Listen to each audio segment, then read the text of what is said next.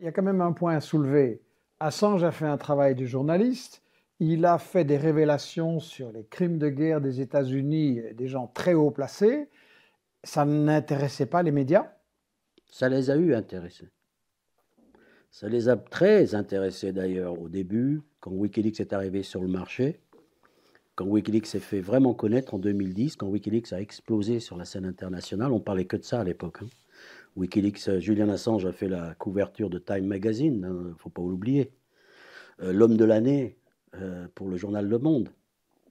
Et avec quelle facilité ensuite ils ont réussi quand même à le faire oublier. Il y a des gens aujourd'hui, ah oui, qui c'est ce Julian Assange? Ah oui, Wikileaks, je me souviens. Où est-ce qu'il est actuellement? Il est toujours en prison à l'ambassade du Brésil ou je sais pas quoi. Je veux dire, Mhm. là, ils ont l'objectif des médias était de le faire oublier. Après en avoir profité et fait leur chou gras sur les révélations de Wikileaks, l'objectif clair, net et précis de la campagne, c'était le mettre dans un trou noir, déjà dans un oubli. Pourquoi? Ça dérange?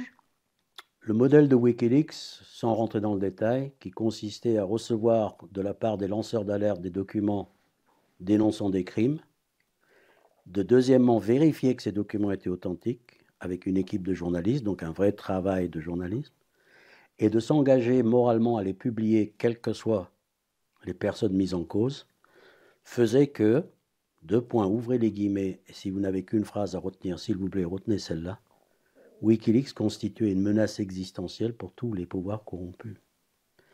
Le danger que représentait Wikileaks était très très très clairement perçu par ceux d'en face. Il ne faut jamais oublier que les États-Unis avaient constitué une équipe de 120 agents du FBI et de tous les services de renseignement américains. On dit que c'est plus que pour la chasse de Ben Laden, pour abattre Wikileaks et Julian Assange. En face, l'affaire a été prise très très au sérieux et a été menée rondement avec beaucoup de professionnalisme de leur part. Il y a eu une belle résistance de la part de Julian Assange, mais ils ont fini quand même par l'attraper, avec la complicité quand même de 5 nations.